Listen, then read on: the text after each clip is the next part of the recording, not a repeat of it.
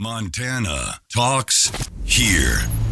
Live and local. This is Montana Talks with Aaron Flint.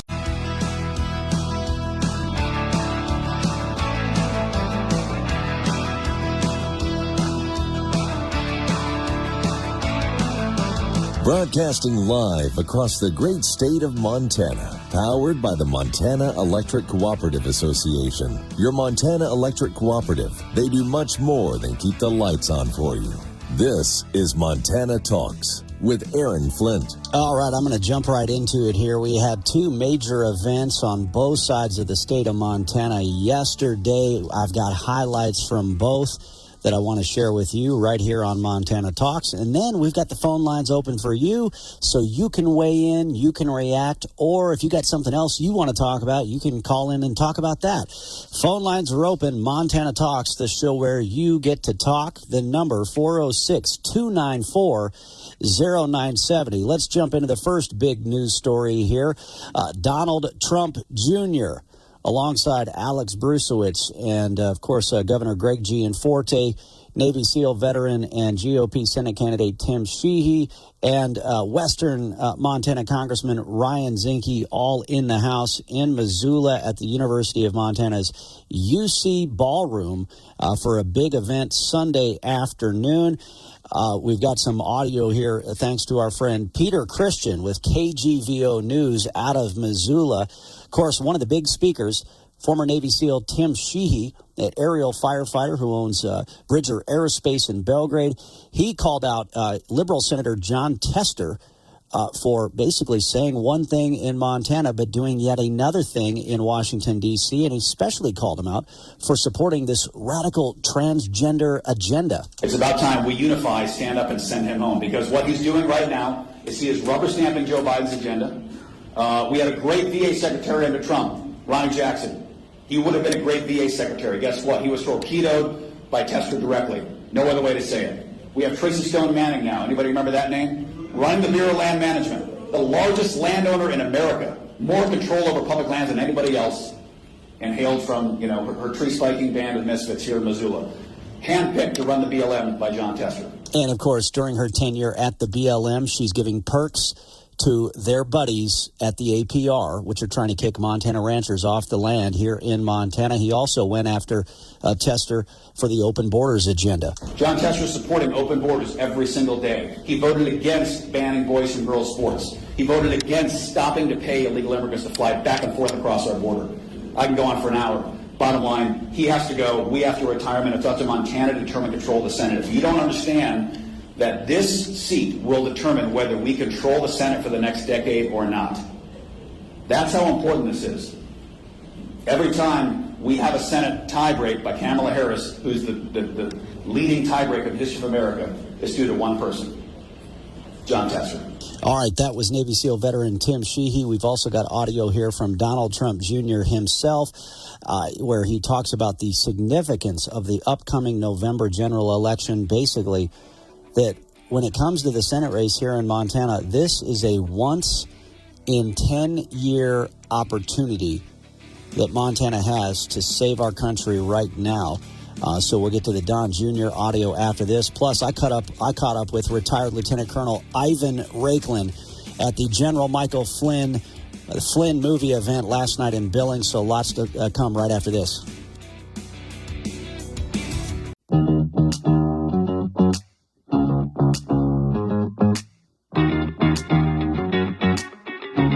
Taking your calls live. 406-294-0970. Montana Talks with Aaron Flynn. All right. Most of you got a chance to hear General Michael Flynn. He was on this show live this past Thursday in the second half of our statewide show. And so it was really cool to catch up with General Michael Flynn. It's just outrageous, the level of government targeting that took place to go after somebody who had served their country for 33 years. He was the head of the DIA, the Defense Intelligence Agency, under Obama. Obama put him in charge of the DIA, but of course, because he refused to lie to Congress, that's when the Obama-Biden regime started targeting General Flynn. I watched the full. Man, I tell you what, you guys know me. I got to get up early to get ready for the radio show here, but I stayed up later than usual last night. I watched the full Flynn movie last night at Bethany Christian Church in Billings. That's where the Flynn movie event was at. That's where General Flynn was there himself, and it was powerful. And there were some key things that stood out to me. You know, one, here we are watching a tragic moment in history as he's showing footage from his tenure at the DIA, and then showing his footage of him testifying on Capitol Hill and refusing to lie on behalf of the Obama administration, and then getting basically told to resign shortly thereafter. And then seeing the targeting and the weaponization of government that went after him. Watching a tragic moment in history, but then realizing this isn't history. We are still living it.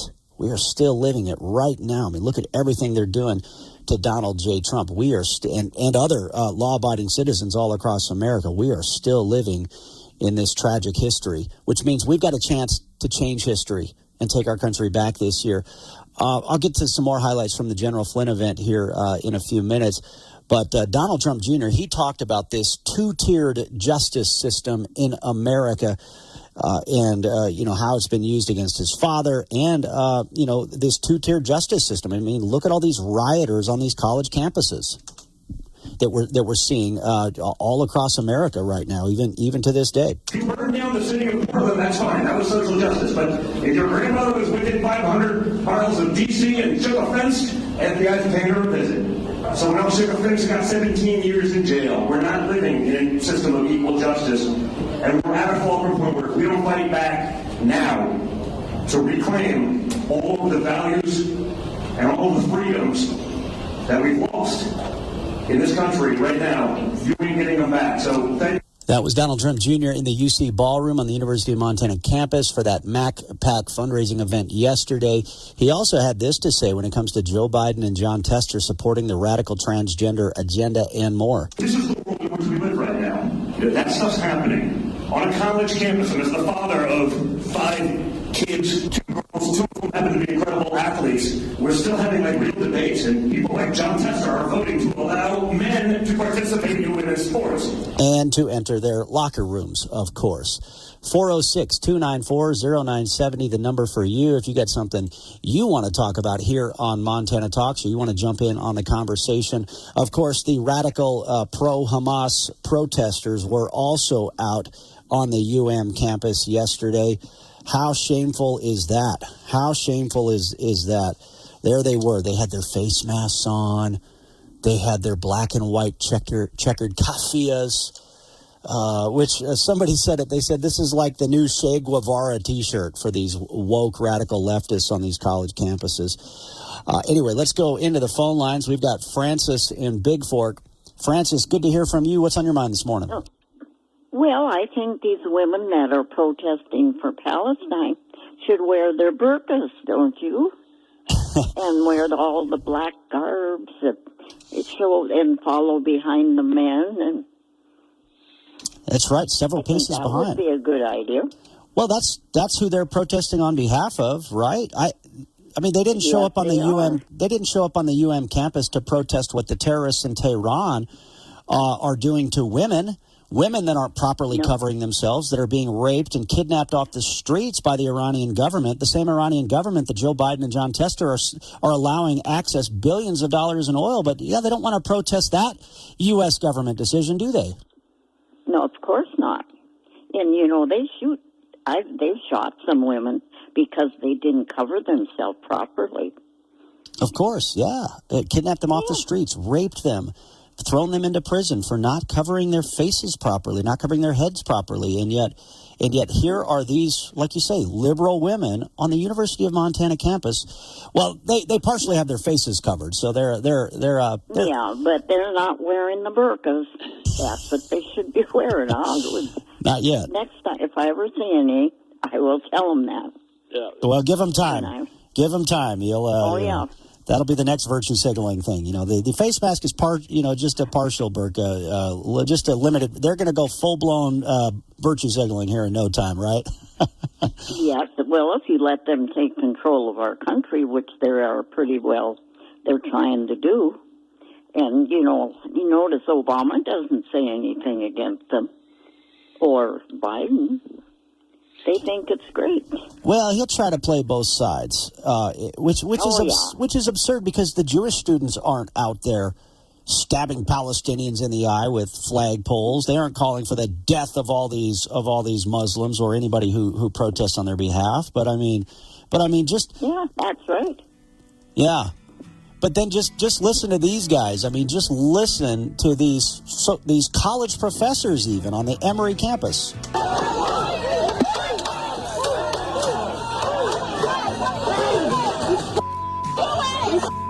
Yeah, there's lots of bleeping that's occurring here. Anyway, I'll cue it up to the spot. This one professor starts fighting the police officers and then cries out, "I'm a professor!"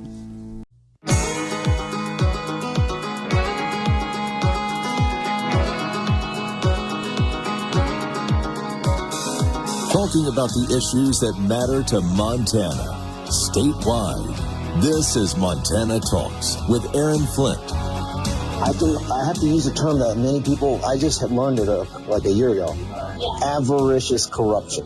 So avaricious is the whole complete subsuming of an individual where everything they do is corrupt. They have yet to be held to account. No one has held them to account. And because no one has held them to account, I have to look at myself in the mirror and guarantee that they're held to account. And hopefully that motivates others to do that. And General Flynn is obviously at the forefront of making sure that they're held to account, right? We need to essentially circumvent the censorship industrial complex that these people created to cover up for that original transgression of going after Flynn that he was going to uncover. The illegal spying, right? And then the subsequent escalatory cover-up since then. Well, guess what? There's enough of us that never bended, that were critical thinkers from the beginning. And while the attack pieces that you see on General Flynn and myself and others, it's coming from these guys. All right, that was retired Green Beret Lieutenant Colonel Ivan Raiklin. I had actually met him several years ago during my military service, and so it was good to catch up with him. But yeah, he is taking part in the Flynn movie bus tour that's crisscrossing America that was in Billings yesterday. We're going to hear more from him a little bit later on this hour of the show. But first, I want to get back to your phone calls. Yeah, I went to that last commercial break. This was an economics professor at Emory University. She was, taking part in these pro-Hamas, anti-Jewish, anti-Semitic protests. She gets violent with police. And then when she's getting arrested, she cries, "I'm a professor," as if they're going to be like, oh, okay. She's out here taking part in these anti-Semitic protests. She's getting violent. She's breaking the law. But, oh, you're a professor. Okay, I guess we'll just let you go then. Oh, my God! You people are fascists! You are Hitler! You are laughing dogs! Shame on you! May you never live another day! I am a professor! This is an Emory professor, everyone! I am a professor of economics! You are laughing dogs! I am a professor of economics. Oh, and then that other dude in the background, here they go. They always do this. They scream at you. They call for your death. They chant death to America. They chant death to Israel. They call for the death of the Jews. But then they call you a fascist.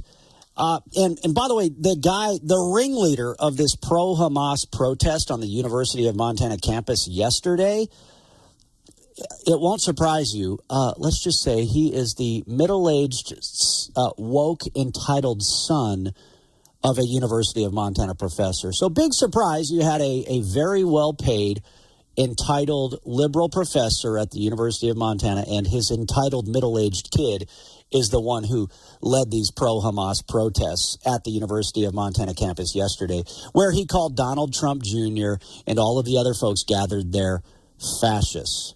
But yet he's the one standing up for the radical Islamists in control of the Gaza Strip. He's the one bashing Israel. They're the ones that are still wearing their "shut up and wear your mask" face masks. Who's the fascist? Let's go to Rock calling in from the middle of nowhere, and we got phone lines open for you as well, 294-0970. Rock, what's going on? Hey, good morning, Aaron. Yeah, I want to, I'm sure Ken from Great Falls is listening. I want to call him out on his, last Friday, he was definitely pro-Hamas, for sure. And who attacked who? Who started this whole thing? He was crying about how many civilians have been killed. Well, 80% of them vote for Hamas. I'm sure a lot of those people are intimidated to vote for them because that's the kind of regime you've got there. But who attacked who? So who started this whole thing? It's like World War II. Who attacked who? The Japanese attacked us. The consequences of that were devastating on both sides. So who attacked who, Ken? Who attacked who? Well, and isn't it interesting, too, Rock, that the very people who claim to be for peace now, no, they just don't want you to eliminate the terrorists, like you say, who started this, who slaughtered 1,400 innocent people, including babies, and gunned down entire families. Oh, now all of a sudden they care about what's going on in the Middle East. Now all of a sudden they care about peace.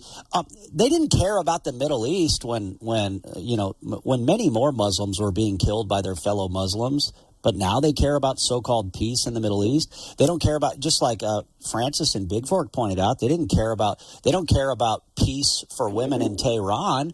They don't do campus protests in support of them. But all of a sudden, when the terrorists are getting slaughtered by Israel, like they should be getting slaughtered by Israel, now all of a sudden they claim to want peace. All right, I think Rock already took off. He made his point and said his piece. All right, Rock, good to hear from you. Thanks for the phone call. By the way, I had a great message here. Where did I put it? This came in on our Montana Talks app. This came in from Paul in Billings. He heard that soundbite.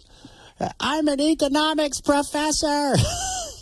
He says, it's time for what Rush called a twin spin.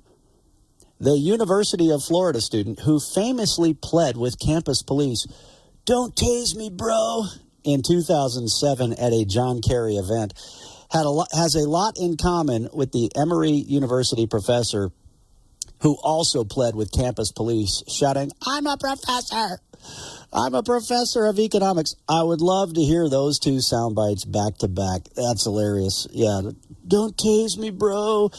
I'm a professor." Oh, man, you could have some fun with that all day long, couldn't you? All right, 294-0970, the number for you. Let's go to Jim in Helena, listening to KCAP. Jim, what's going on? Hi, Aaron. I've been listening to the radio. We don't get TV, but I haven't watched any of this protests that have been going on. I've just been listening to the radio. But I've been wondering, how many of these students that are doing this protesting on these campuses have had their loans forgiven? Well, they'd probably be the former students, but yeah, because there's non-students that are taking part too. But that's a great point. Yeah, and I understand what you're saying, but there's got to be some that we've forgiven their loans that now are out there protesting against us. And they're on their 12th year of grad school, right? Professional students. Exactly. And then I also wonder, and how many people are also getting money from this government program or that government program? So Fox News has confirmed that George Soros and, let me see where I got, who's paying for the protests? So the student-funded student groups, sometimes they force you to pay student fees when you go to these college campuses, and then these left-wing student organizations divvy out your fees that they force you to pay. So so think about it. If you're a Jewish student on a college campus, they force you to pay fees. They then divvy up where those fees get allocated. They give your student fees to these student groups. So basically, the Jewish students are being forced to fund the very organizations that are calling for the death of Jewish students. And then you've got George Soros and the Rockefeller family that are also funding these anti-Semitic protest rioters. Very sad where we are right now today in this country. I'm just shocked. I just can't believe it. Yeah, it's crazy. It's crazy. It's the paranormal circus, as we've been referring to. All right, Jim, thanks for listening to KCAP. Great to hear from you. Next up, let's go to Wayne in Kalispell. Wayne, how you doing? Good, Aaron. Thanks for taking my call. Also, thanks for your service. I only had a question about the Supreme Court justices that we'll be voting on and how we find out backgrounds on prospective judges. If you have a site or I think your screener said Montana Families. Yeah, the Montana Family Foundation, they kind of follow the money to show where these judge candidates have contributed politically in the past, so that can kind of give you an indication. For the Supreme Court justices, Judge Dan Wilson, and then Broadwater County Attorney Corey Swanson are two incredible candidates there that'll bring fairness back to the court, in my opinion. But yeah, for district courts, it's really to know anything about these judges, and that's one of the aside from the Senate race here, that's the other very important races that are taking place are these judicial races and Supreme Court races, because they're abusing their positions of power to push their own personal agendas. Well, yeah, I mean, a lot of people complain about the executive orders from the president, but these judges who, in a lot of cases, are unelected, are making decisions for people who have no idea, It's just very frustrating where our country has gone. I was born in 1950, and over the last 70 years, it's criminal what's happened to this country. Yeah, well said. Well said. Case in point, one of the left-wing candidates for the Montana Supreme Court named Jerry Lynch, in a profile about him by the Montana Free Press, he says this, quote, "The judiciary is the last bastion against a supermajority, so to speak." And you know what I'm talking about. Basically, this guy Lynch is openly admitting that he wants the Montana Supreme Court to be a lynch mob going against we the people and rejecting anything they don't like because of their own personal political agenda. Yeah, between them and special interests, the voters really don't have the control that we should. Yeah. But anyway, thanks, Aaron, for everything you do. I'll let you get to some more intelligent callers and well, keep it up. That's why I like to take phone calls, because the callers, they got me beat every day of the week. That's for sure. All right. Yeah, don't sell yourself short. All right. All right. Take care. Hey, you too. Thanks so much for calling in, Wayne. Great to hear from you. That's a new line. I'm going to use that line a little bit more. The left and their lynch mob on the Montana Supreme Court. That's what Lynch wants it to be. He wants it to continue to be a lynch mob, shooting down anything they don't like. Stand up to the lynch mob in the midst and, support, fair justices like Corey Swanson, a fellow veteran, and Judge Dan Wilson, who stood up to the lynch mob trying to shut down businesses. This is where Montana Talks Ag with Lane Nordlund. As more cases of avian influenza appear in dairy cattle across the nation, concerning news for beef cattle producers as Colombia is implementing restrictions on the import of beef and beef products from certain U.S. states where dairy cows have tested positive. Those states include Colorado, Idaho, Kansas, Michigan, New Mexico, North Carolina, Ohio, South Dakota, and Texas. While no U.S. beef cattle have tested positive for bird flu, the South American nation is the sole country to officially impose restrictions on U.S. beef exports due to H5N1. The U.S. Meat Export Federation views the import restrictions as lacking scientific basis and impactful for exporters doing business in Colombia and their customers. U.S. health officials are engaging with the country and other trading partners who have requested additional information on the U.S. government's epidemiology to mitigate trade impacts. USDA is requiring testing of milk for lactating dairy cattle before interstate movement. Canadian officials have also asked USDA to conduct the same test for dairy cattle entering Canada from the United States. USDA's chief veterinary officer, Rosemary Sifford, stated that they are also providing information to assist all trading partners upon request, although specific partners have not been disclosed, in keeping them up to speed on bird flu in the U.S. I'm Lane Nordlund.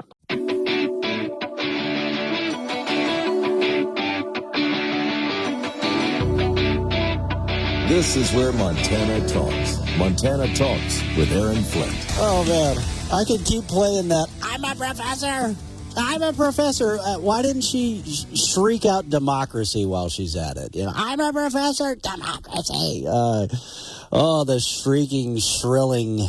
Where was her pink hat? Come on. You know, if you're going to play the part here. But, man, that is just so hysterical. I'm a professor. Yeah, good for you. Get in the back of the patrol car, lady. You nut job. 406-294-0970. Let's go to Shane in Malta, listening to KMMR. What's going on, Shane? I just want to tell you guys how good a job you do. I don't have TV, so I get a lot of my news through you guys. But when all these people that are protesting and supporting Hamas, I don't know if there is any way to hold them accountable, but they're holding the hostages just as well as Hamas is holding the hostage. It's their support that keeps them hostages held. That's a really good point. Suffering, I would guess suffering. Oh, you can't imagine the pain and suffering those hostages are. What are there still close to 100 people still being held hostage, including American citizens? 130, I think. 130 is what I'd last heard. And you're exactly right. These people are providing cover fire for the Hamas terrorists. They're literally emboldening terrorists, and they are enabling terrorists that are still holding hostages. And yet did this entitled woke liberal professor's middle-aged son in Missoula, did he say anything about the hostages? I mean, one way that those people could be held accountable is when they're interviewed by outlets like the Missoulian. Throw some tough questions at these people. Why don't they get face tough questions for their anti-Semitism and more, right? Yep, them. They should be questioned very toughly every time, right along with Tester on everything that he does. Yeah, and they never question Tester in a tough manner. Luckily, there was a gentleman who showed up to counter protest these folks on the UM campus, and the Missoulian did include a quote from John Murphy, and he called these people out. He said it's a shame that these kids are so uneducated and brainwashed that they don't know what they're standing for. I feel sorry for them and their parents and for the future of America if this is what's going to happen. I agree. Yeah. Shane, thanks for the call. All right, that's all I have to say. Thank you. I appreciate it. No, great point. Great reminder there. Thanks for calling in. And by the way, since we're talking about this entitled professor's son, let me tell you about a great professor on the University of Montana campus who could set every one of these kids straight. They should be taking his classes if they aren't. But Dr. Mehrdad Kia, we've had him on this show a number of times. He is remarkable. He's incredible. He knows the issues, and he would put these guys in their place very quickly if they want to listen. But I don't even think they want to listen. I think they're on to, it was George Floyd and the BLM riots of 2020 and protests, and then it was, boys and girls sports, and now it's pro-Hamas terrorists. They go from one protest to the next protest. And wasn't that interesting? We had that caller from Great Falls, Rory with Bleeding Soldiers, and Rory made a point. He's like, we've done countless protests in front of Senator John Tester's office, and we never get media coverage. But yet, these other folks protest all this other stuff. They always get media coverage. In fact, I just saw a story by one of the TV stations. The circus in Billings was being protested by these radical animal rights activists. They did a story about the animal rights activists protesting the circus. But yet Rory and his veterans in Great Falls don't get coverage when they do a protest in front of Tester's office. Why ask why? Try Bud Dry was the old ad, right? All right, let's see. 406-294-09. Do they even have Bud Dry anymore? I don't know. I know Bud Light took a whack, that's for sure. Let's see. Next up, let's go to Shay in Saskatchewan. Shay, let's see, line 3. Shay, great to hear from you. And by the way, great to see you in Scobie a while back. Yeah, that was great. Long as you brought that up, I'd actually encourage anybody that's listening, when there's an event to attend that's close, you probably should go, because the stuff you learn and the people you meet is well worth it. Were you able to make it to the dinner that night? I know you were worried about getting back across the border in time with the family and everything, but were you able to make it to that dinner? Yeah, I never did make that. It was just kind of too much stuff going on at home. We had to go home. Yeah, that's right. Well, it's great to see you there. Well, hey, what's on your mind this morning? Yeah, so I've been hearing, like, especially in the United States, there's a lot of talk about the electronic ear tags for cattle they're talking and wanting to push on the Americans. And there's kind of a situation that come up in Canada, and I kind of have a gut feeling it might be related. But they've been digging massive cow graves. They've just kind of finished one in a town called Wawota, and they figure it to fit about over 1 million carcasses. But the interesting thing on the news articles is it's not for diseased carcasses. It's for an emergency mass call. So I don't know what could warrant a mass call besides a disease. Well, I know what would in Canada right now. I think you know where I'm going, right? I think this is what you're... Yeah. So, well, you got to send me a link to that article. That's crazy because, well, I mean, look at their climate alarmists that are running Canada right now. I mean, we've got them running America too right now. But why would they dig a mass cow grave if not for diseased cattle? Yeah, that'd be half the cows in our province. And there's rumors about 4 others. But it is kind of interesting. There was somebody shared another news article from the WHO, and it said massive calling is needed to stop climate change. So it sounds the crazy. Same language. Now, if you would have called in 10 or 20 years ago, people would have been like, oh, come on, Shay, that's crazy. Now people are like, would it surprise you in the least? Because look at what they're doing with the carbon tax they're pushing up there. And they're still forcing you to pay for it one way or another, whether it's paid for locally through this or that. They're still forcing this carbon tax. They need to shut you down. They need to shut down ranching and cattle operations in the name of their climate alarmist agenda. Yeah, they sure are. And, yeah, they should probably use it to put politicians in. Yeah, that sure was. That's great. That's great. You guys are probably checking on cows right now, huh? Yeah, we sure are. And like with this thing, I'm just having visions of that movie In Pursuit of Honor. I can only imagine that's what they had dreamed up for this. But. Hey, did you guys deliver those pizzas to the Border Patrol guys for us?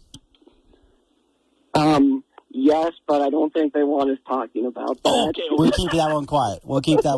That was just a thanks for your service. Here's some pizza deal. Okay. Yeah. All right. Hey, what rodeo are you off to next, Shay? Oh, probably not too much till June. Got work to do till then. All right. Well, Shay, great to hear from you, and great to hear from your dad in the background there as well. All right. Maybe we'll see him cross the border sometime soon. All right. That was great. All right. 406-294-0970. Jerry in Hamilton. What's going on, Jerry? Good morning. Great show this morning. Appreciate it. Appreciate you. Thanks. We were trained. I'm a 20-year Army veteran, and we were trained to come up with solutions, so I have one. These protesters and stuff support the Hamas and stuff so bad. Let's put them on C-130s. Let's load up C-130s and let's take them there. Yeah, if we can fly illegal aliens all across America, we can fly Zoe Zephyr and crew to Gaza. That's right. That's right. And these professors can teach classes on the flight over there to the students on the flight over. So I tell you what, you start loading them up, take them over there. You watch how fast they start running back to mommy and daddy's basement. But seriously, it's gonna take someone like Trump and Xi and stuff to get in and stop the funding to these colleges and stop the funding and start firing some of these professors and get their acts back together. But that's my point. Thanks for taking my call. Yeah, the rot is deep. I mean, the rot is deep right now with the weaponization of government and on these college campuses. No, you're exactly right. All right. Hey, appreciate the phone call, Jerry. Thanks for calling in. Next up, let's go to Les in the Paradise Valley. Les, what's going on?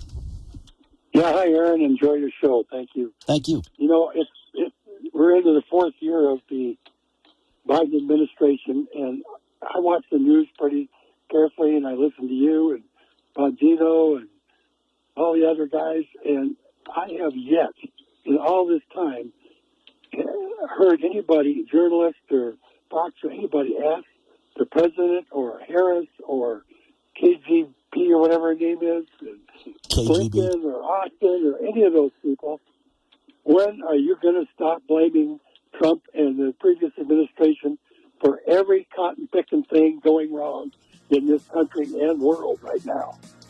It's just amazing that nobody's asking that question. When are you going to stop? Yeah. Every single day, it's Trump's fault. It's the previous administration. Why inflation's this and crime's up this and the border's this and it was this when we took over and blah, blah, blah. Yep. 3 years later, they're still blaming Trump. Oh, yeah, and climate change. You got to blame everything on climate change, too.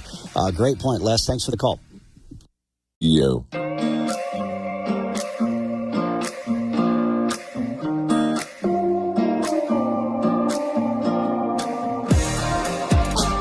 Broadcasting live across the great state of Montana, powered by the Montana Electric Cooperative Association. Your Montana Electric Cooperative, they do much more than keep the lights on for you.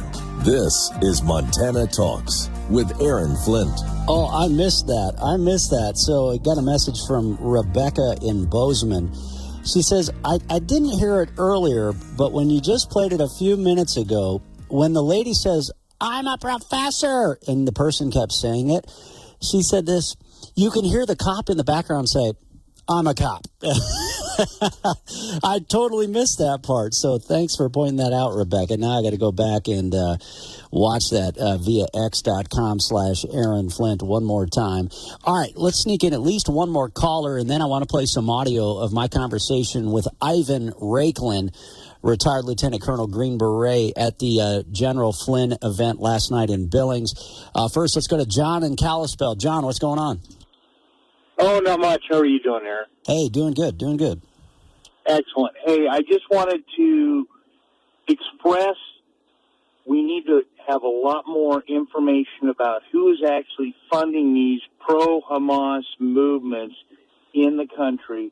Because if you go back to every 4 years now, what's going to happen in these elections for president is you're going to have third-party organizations such as George Soros and the hardcore left that are going to be funding these individuals to go out and start doing protests and putting certain information out there that is anti-American, it is anti-freedom, and they're trying to gin up opposition as best as possible in order to change our nation.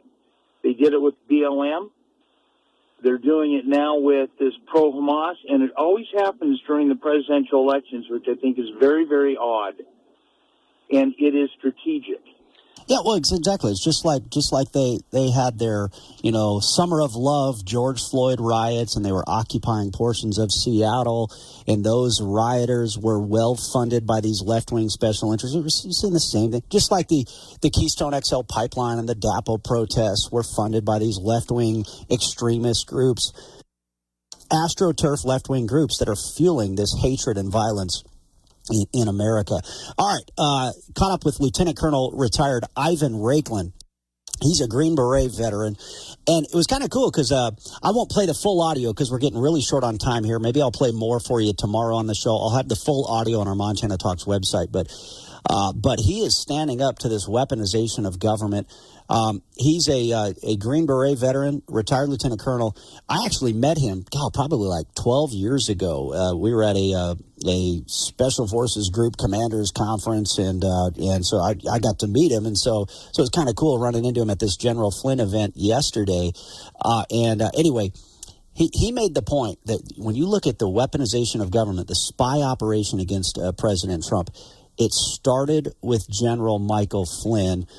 And he also tells us the reason why they started with General Flynn. The first target of that entire weaponization in this kind of current modern historical arc of history of the senior leadership of both political parties and the entire national security ecosystem, their first target was their number one existential threat, which was General Flynn. Because when you look at it and you back up and you see in July of 2016, and this wall kind of talks about it. I'm not going to go into too much details because we're going to do a short little interview.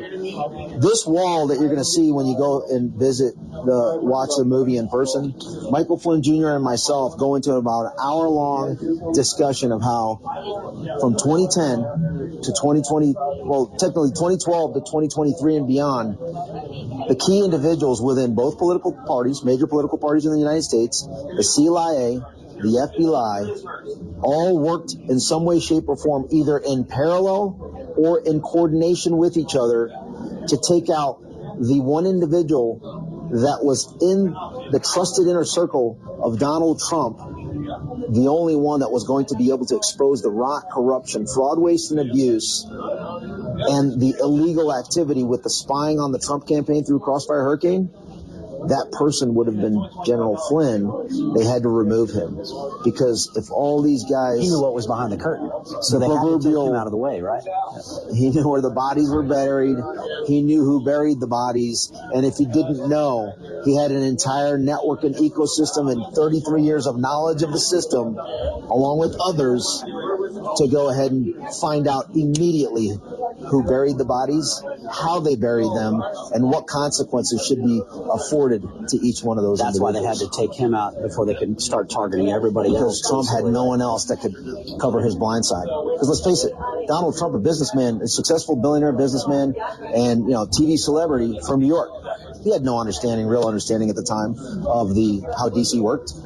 Who did? The former director of the Defense Intelligence Agency, the former assistant director of national intelligence for partner engagements at the director of at ODNI, Office of the Director for National Intelligence. In that position, he coordinated all intelligence and law enforcement for the protection of the United States under the Constitution between local, state, federal, tribal, and international partners. You don't think he knew a thing or two about the system? He knew more about the system than anybody previous or current going into that administration. How do you describe this? I don't know what you'd call it, like a link analysis chart. I mean, this is the general using some veteran Flynn terminology here. How do you describe this wall behind us? Yeah, so the wall behind is 40 feet. If you want the master class, it would take 40 hours. All right, anyway, yeah, there was a 40-foot wall showing this whole link analysis of the weaponization against government, targeting Flynn, targeting Trump, and look at everything that's happened to America since that point. All right, sorry we ran out of time. That full audio will be on our Montana Talks website here later today. We'll get to more of your phone calls tomorrow on the show. By the way, General Flynn is in Rapid City, South Dakota tonight and Fargo tomorrow.